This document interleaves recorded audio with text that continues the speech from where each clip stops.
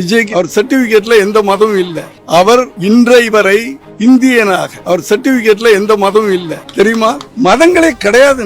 சுமார் 45 வருஷத்துக்கு முன்னாடி விஜய் ஃபர்ஸ்ட் ஸ்கூல்ல சேர்க்க போறேன். அப்போ ஸ்கூல்ல சேர்க்கும் போது அப்ளிகேஷன் கொடுப்பாங்க, ஃபில்அப் பண்ணணும்.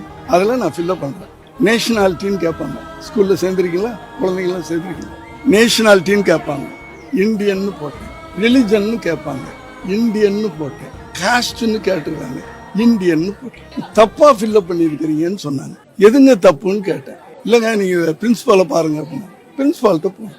அவங்க சொன்னாங்க nationality Indian correct, religion Indian போட்டிருக்கிறீங்க, நீங்க என்ன ரிலிஜன் கேட்டாங்க. நான் கிறிஸ்தவ குடும்பத்துல பிறந்தேன். என் ஒய்ஃப் முதலியார்.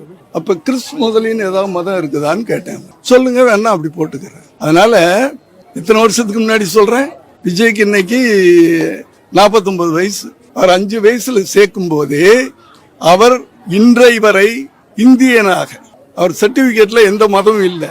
தெரியுமா?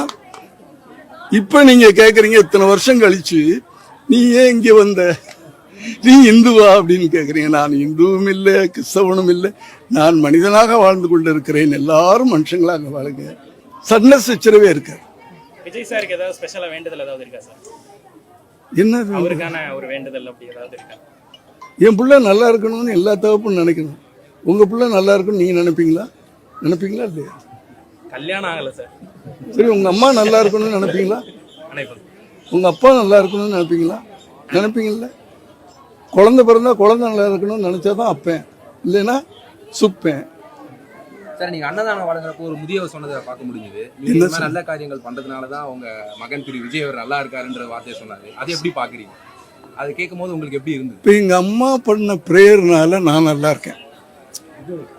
ஸோ அப்ப தாய் தகப்பன் பண்ற புண்ணியமோ நல்லதோ பிள்ளைங்களுக்கு ஆட்டோமேட்டிக்கா போகும்.